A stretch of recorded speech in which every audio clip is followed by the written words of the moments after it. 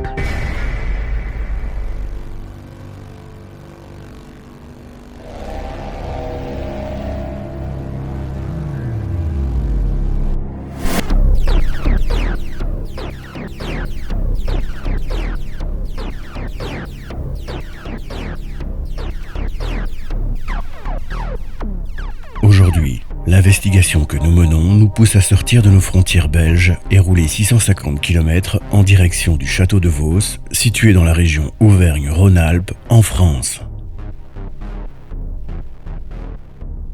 L'enceinte, la terrasse, les façades et les toitures de l'ensemble, à l'exception de celle de la porterie, ont fait l'objet d'un classement au titre monument historique en date de 1985.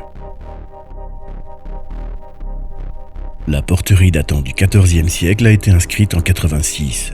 Les dépendances, à savoir le manoir des Noix, le pigeonnier, le haras, le chai, la laiterie, la maison du maître de Meute et le chenil ont été inscrites en 2011. À l'origine, un premier château fort fut probablement construit vers l'an 808, au moment où Charlemagne marqua les frontières du royaume d'Aquitaine. Ce qui nous a conduit à vivre cette aventure de 2 jours au château est sans conteste la légende de la Dame Blanche appelée Lucie qui lui est attribuée.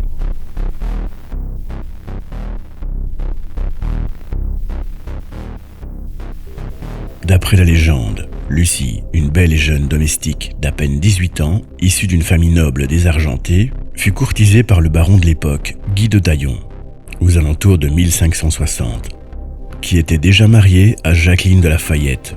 Alors que ce dernier était parti guerroyer, la baronne, jalouse, en profita pour jeter Lucie dans la prison de la Tour de l'Horloge, située au saillant sud-est de la forteresse. La jeune fille y mourut de faim, de froid et de peur, malgré les observations des villageois impuissants. Depuis, elle reviendrait certaines nuits errer sur le chemin de ronde. L'engouement pour des phénomènes de châteaux hantés durant les années 1980 amena de nombreux curieux, ce dont Ephraim Tagori de la Tour, un ingénieur en armement et officier britannique, propriétaire du château de 1973 à 1998, tira profit en faisant sortir de l'ombre le fantôme de Lucie qu'il prétend voir tous les soirs sur les 12 coups de minuit se promener sur les courtines. Durant la nuit du 4 août 1984, une équipe de France Inter dirigée par le journaliste Jean-Yves Casga, spécialiste des reportages sur le paranormal, y consacra entièrement son émission Boulevard de l'étrange. L'équipe aurait été témoin de l'apparition du fantôme de Lucie dans les hauteurs du château et aurait même conservé les traces tangibles de sa rencontre avec Lucie, une photographie et des enregistrements sonores, qui n'ont pu trouver, à ce jour, aucune explication scientifique.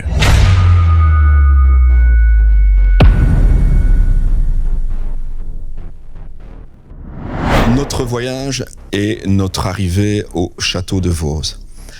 Alors, on a pu considérer que notre voyage fut assez tumultueux.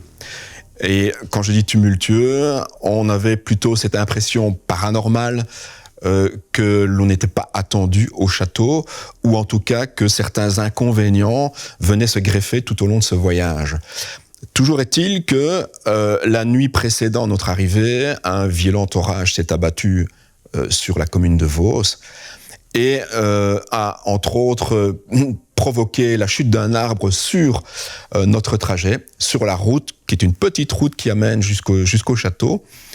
Et ça nous a permis évidemment de faire un petit peu de sport, puisque tous les hommes se sont mis à l'œuvre pour pouvoir déplacer cet arbre qui nous amenait vraiment à 1,5 km de l'entrée du château.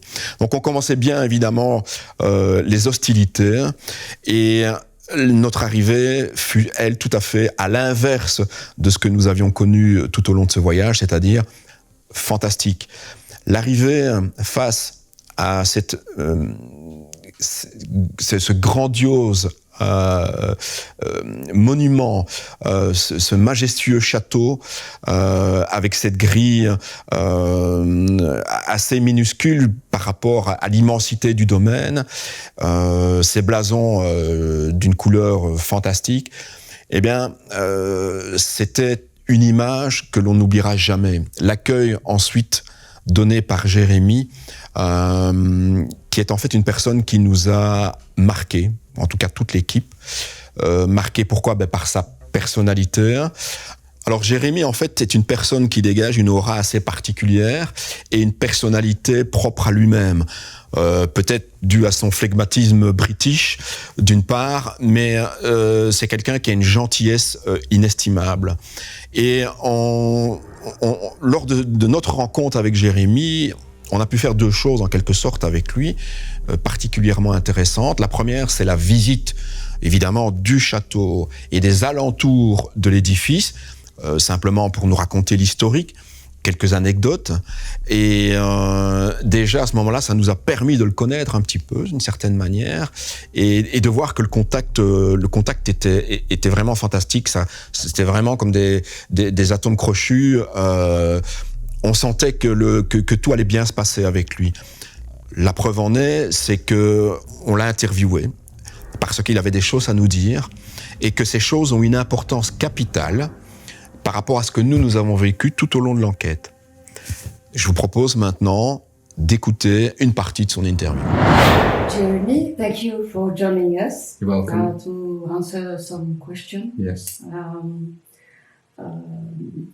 Can you please tell us your own experience with Lucy in your castle? Yes.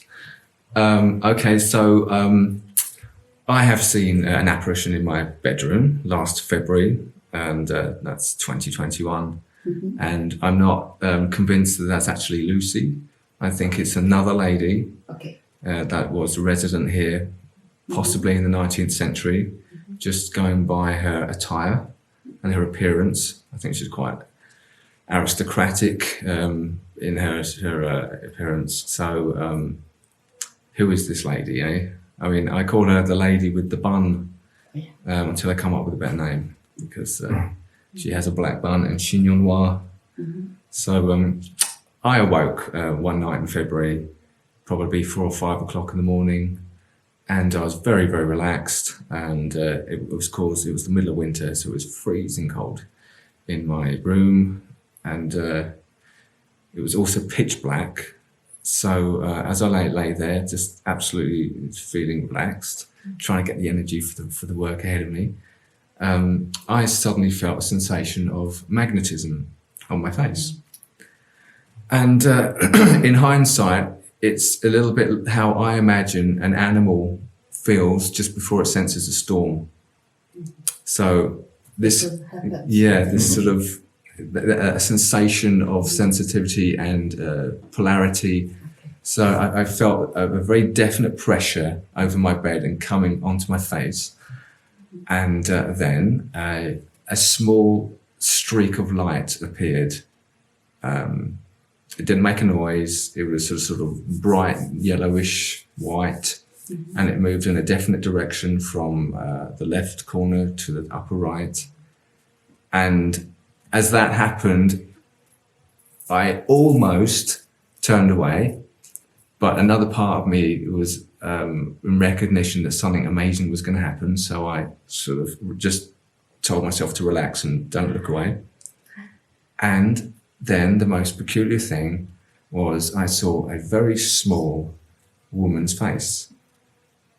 It's like it was in the distance, but there was still clarity to it, which is the strange thing, because as you know, the further something gets away, the less detail you can see. Mm-hmm. But I could see all the details of this woman's face, and it proceeded to approach me and stopped maybe, half a meter away from me at full size. And she was just looking at me very intently. So I had a very clear impression of the lady's face. And the first thing that I noticed were her cheekbones were very wide. So she had a triangular structure, and her eyes were very sort of open and dark, quite thin eyebrows, and very even sort of nose, and the skin was very clear. And she wasn't being lit from an external light source. It was pitch black in my room, but her face was in light. So that the type of light that was on her face was coming from within her. And it was extremely beautiful. You can't describe it until you see it. It's like nothing you've ever seen until you see it, because the light source is coming from in the air, through the face. And she had this very tranquil, benevolent, calm, but focused gaze with intent, on me. And we held each other's gazes for maybe 3, 4, 5 seconds. And she didn't say anything, I didn't say anything, but something passed between us that was very sort of pleasant and pleasing. And would you say she was looking in your soul? Through your eyes? Yeah, she was. She was. She wasn't. She was. Yeah, she was. The way I'm this is the type of intent and focus that was like what you might call a piercing gaze, but piercing in a non-obtrusive way, but very calmly going into, you know. Nous avons eu évidemment la chance de pouvoir rester 2 jours et 2 nuits à l'intérieur du château et en plus d'avoir le château à nous tout seuls, ce qui est une richesse inestimable lorsqu'on effectue une investigation paranormale et de pouvoir bénéficier de toutes les pièces, de pouvoir bénéficier évidemment de cette atmosphère, de cette ambiance tout à fait remarquable et on y est vraiment plongé du début jusqu'à la fin. Alors, le seul souci, c'était on n'avait pas assez de caméras. Et c'est proposé justement un dilemme où on a discuté au sein de l'équipe de savoir si on allait retirer une caméra d'un plan fixe et nous suivre tous ensemble dans les différentes allées du château, en ayant évidemment l'objectif, le premier objectif, c'était le chemin de ronde, en espérant évidemment pouvoir apercevoir le pseudo-fantôme de Lucie ou de quelqu'un d'autre. Mais voilà, on a décidé autrement, on a décidé d'avoir cette interaction avec tous les abonnés et de placer nos 3 caméras en plan fixe et d'utiliser évidemment un live pour le jour 1 et un live pour le jour 2, ou plus ou moins pour les nuits 1 et les nuits 2, ce qui permettait d'avoir une interaction avec vous, les abonnés, et en même temps vous puissiez vivre en direct ce qu'on allait peut-être percevoir. Puisqu'un live, c'est toujours un grand point d'interrogation parce que vous vivez les alinéas en direct de cette investigation en quelque sorte.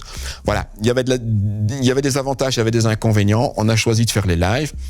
C'est la raison pour laquelle on a décidé également, tous en équipe, de vous proposer à l'issue de ce reportage les 2 lives qu'on va placer sur notre chaîne YouTube, ce qui vous permettra bien entendu de pouvoir la visionner à l'aise et ouverte et à tout le monde, d'avoir ces points de repère, ce qu'on a vécu en direct, nos interrogations, nos peurs aussi, parce que voilà, quand on parle de peur, évidemment, c'est pas une peur du fantôme, c'est plutôt le fait d'obtenir un résultat et d'être conscient qu'on n'aurait peut-être rien durant ces deux nuits.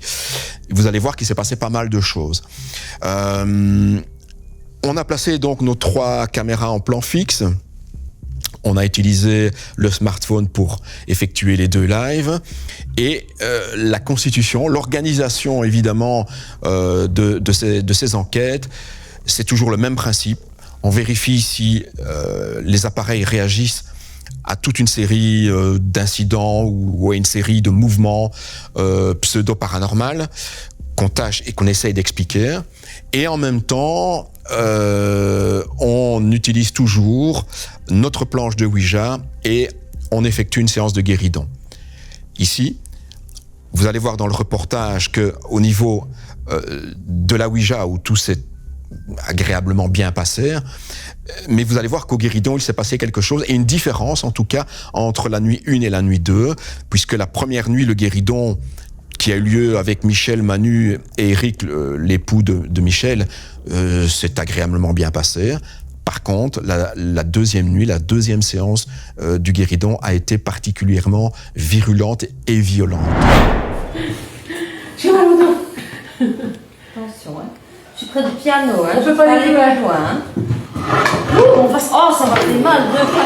Ben moi, c'est mon pied. Oh. Mais vous êtes violente, hein. Arrêtez, hein.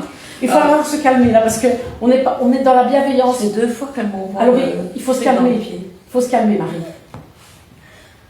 Voilà. Marie, vous n'êtes pas obligée de nous parler, hein. Si vous ne voulez pas, vous pouvez partir, hein. Est-ce qu'il y a quelqu'un qui vous dérange ici? C'est encore moi? C'est Michel qui vous dérange?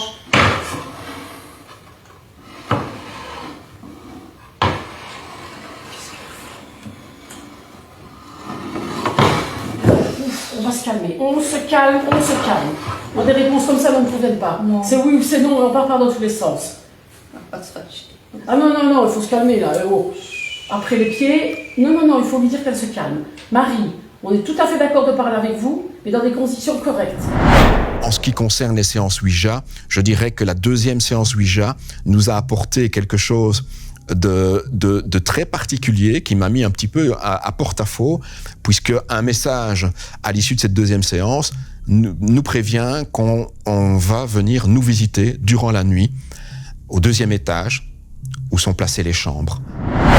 Est-ce que nous allons encore avoir des phénomènes cette nuit? Oui. Bon, je vais mettre une caméra alors. Je vais encore remettre une caméra. Ouais, moi je vais filmer encore. Isis, est-ce que vous savez déjà dire chez qui vont avoir lieu les phénomènes? Dans quelle chambre? Non. Non. Maintenant, je vous propose de visionner les images de ce qui s'est déroulé dans principalement ma chambre, puisque dans ma chambre sera placée pendant les 2 nuits complètes une caméra qui va avoir un axe de vision sur l'entrée de ma chambre et sur le lit. Et en même temps, vous allez voir un extrait de ce qui s'est passé dans la chambre de Manu. Je vous montre ma chambre.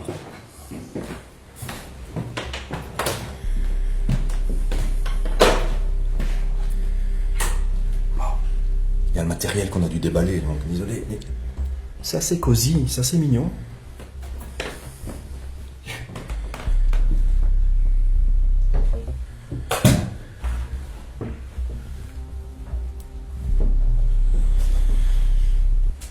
La caméra, elle va être braquée sur la chambre, mais également sur le chemin de garde qui se trouve juste dans l'axe de la porte de la chambre. Donc, ouais, ça promet. Hein.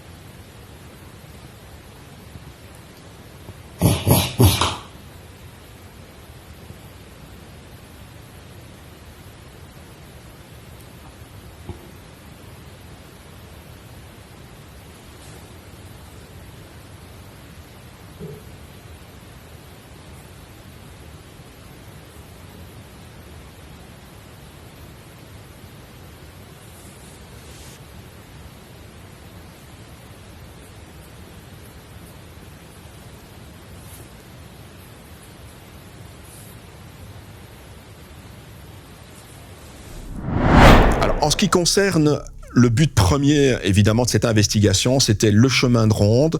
Vous connaissez tous et toutes l'histoire et l'historique du fantôme de Lucie.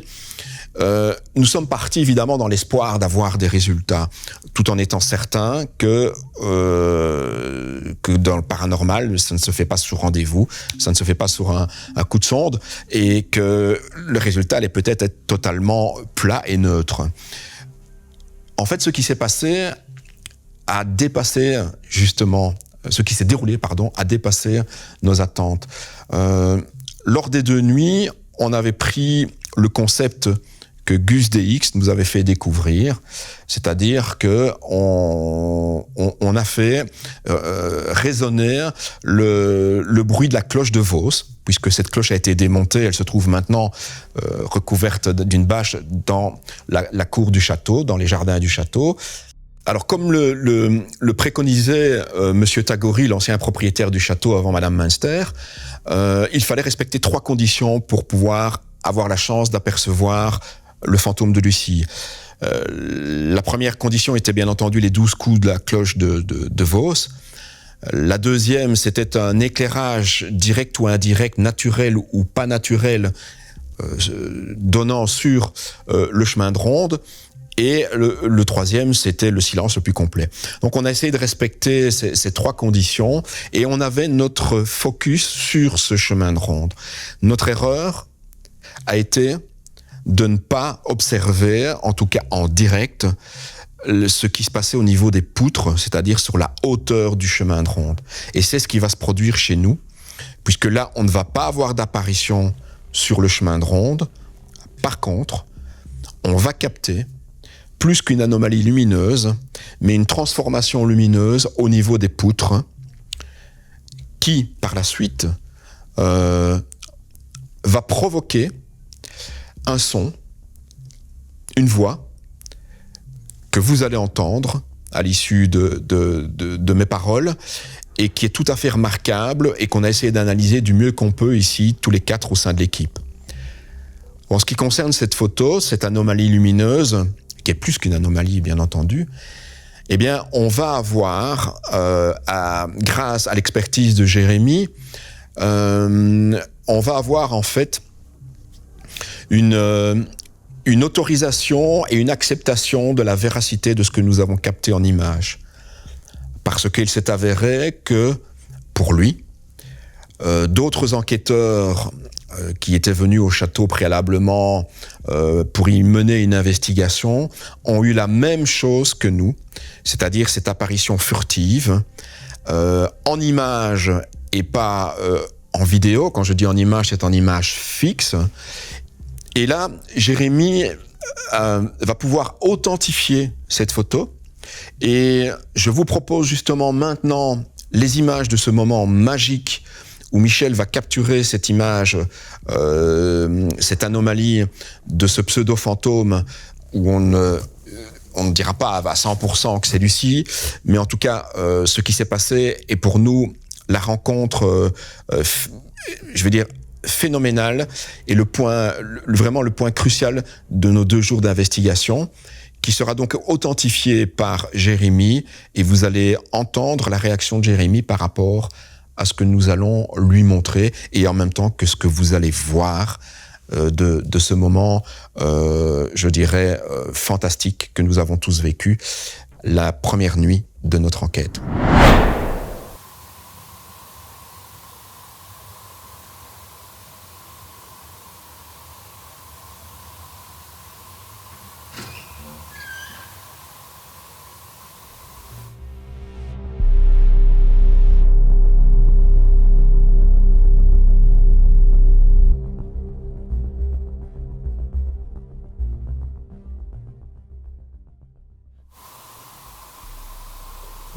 Oh là là. Pas tout.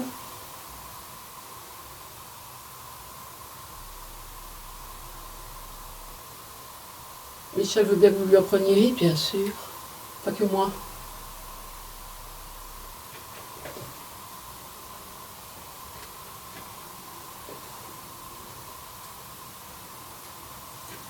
J'essaie de rester relax, mais je balance Michel. Je vois.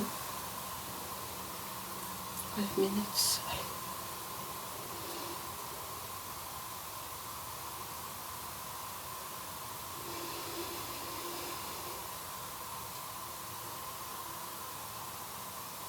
Lorsque Manu et Michel se sont installés dans le chemin de garde pour appeler Lucie, Manu s'est senti mal, comme si toute son énergie avait été pompée par quelque chose.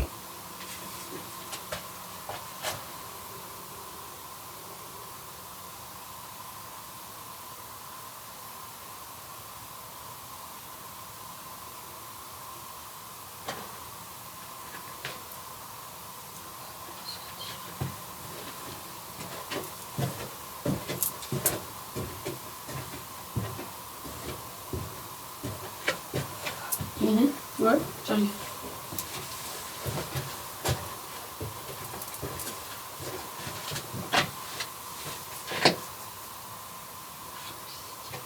On va changer de place alors.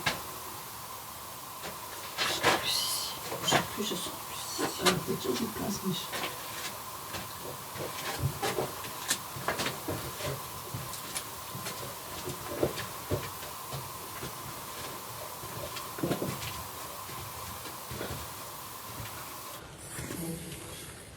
Fait intéressant, cette sensation d'ébriété s'est envolée une fois sorti du chemin de ronde. Bah non, c'est pas possible. Je vois double. Je suis saoule. Ah non, je suis saoule. Je ne tremble plus comme tout à l'heure, moi je suis saoule. Oh.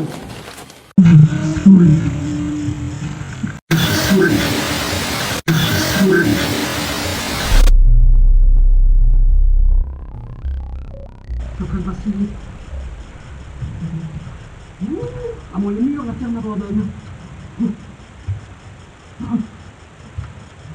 Ah non, c'est pas possible. Je vois double. Je suis saoule. Ah non, je suis saoule. Je ne tremble plus comme tout à l'heure, moi je suis saoule.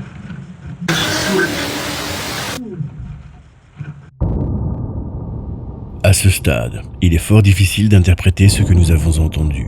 Serait-ce un Lucie ou maman? La question reste en suspens.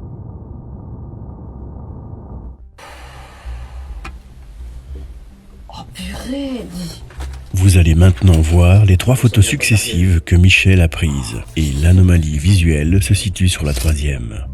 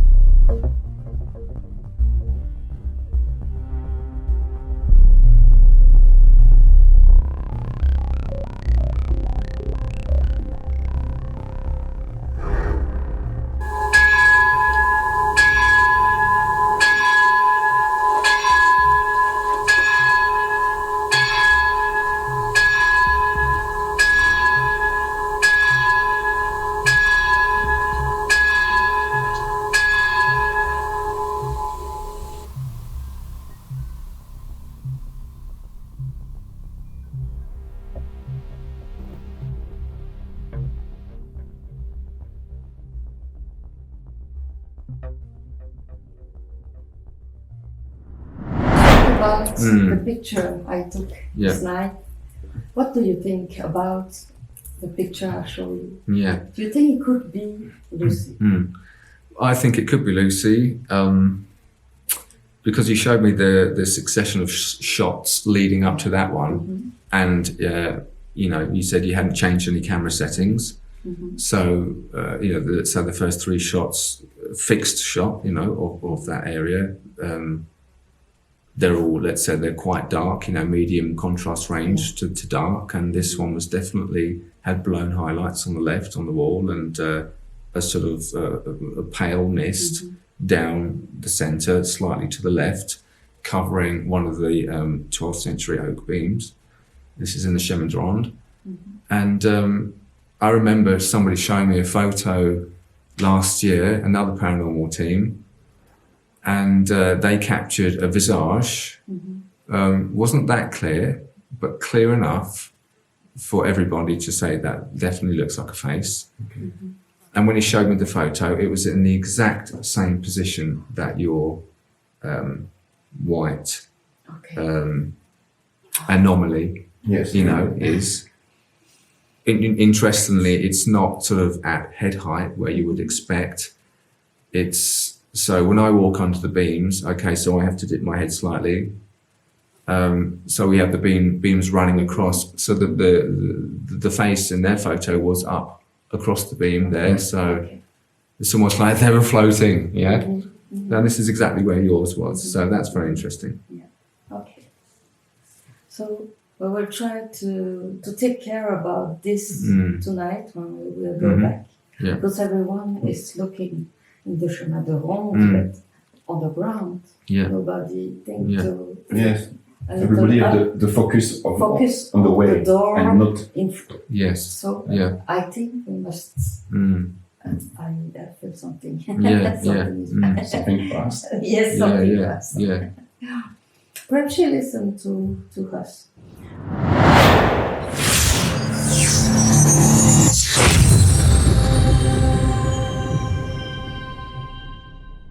Conclusion de cette investigation au château de Vos. Ce fut une enquête évidemment majestueuse dans un environnement magique. Comme je l'ai déjà dit, avoir ce château, pour nous, toute l'équipe, rien qu'à nous, pouvoir y déambuler comme on le souhaitait et pouvoir y dormir, ce fut une expérience inoubliable.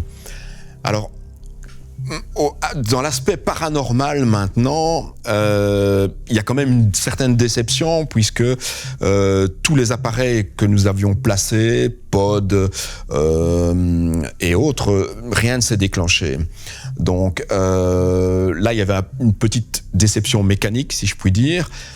Au niveau des ressentis, Michel et Manu ont fait un petit peu leur travail et le résultat escompté, grâce peut-être à leur travail énergétique, eh bien, on a pu obtenir ce fameux résultat avec cet ectoplasme aussi frappant que ça, on ne l'avait jamais eu auparavant, mais pour nous, on a réellement eu la sensation d'avoir eu contact avec le fantôme de Lucie.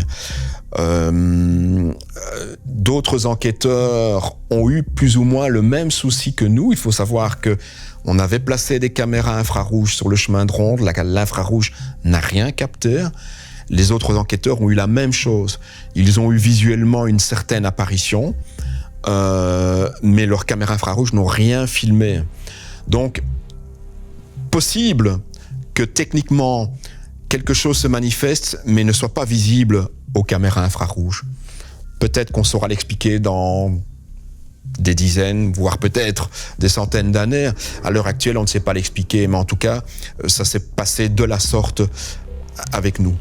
Donc moi ici, je vous propose simplement, évidemment, si vous avez l'opportunité de venir en visite au château de Vos, puisque la rénovation du château, elle est phénoménale. Ça lui demande énormément de temps, d'investissement et surtout de l'argent. Donc je crois qu'il est en train de créer des projets en justement créant des ateliers au niveau paranormal au château avec des gens qui puissent y loger. Donc je crois que là on peut lui apporter que notre soutien. On va vous mettre l'adresse évidemment du château de Vos donc à la fin du reportage ici ou en commentaire, et vous pouvez toujours réserver, vous pouvez toujours vous rendre là-bas à Vos et apporter votre petite pierre à l'édifice en ce qui concerne la rénovation de ce fabuleux château qui a été reprise de main de maître, faut-il le dire, par la maman de Jérémy, la baronne, et Jérémy lui-même. Donc un tout grand merci, ça fait partie de la conclusion, mais un grand merci à madame la baronne. Un grand merci à Jérémy pour son accueil, pour son organisation, pour sa gentillesse et pour nous avoir en tout cas laissé ce château pendant ces deux nuits et ces 2 journées fabuleuses et cette rencontre.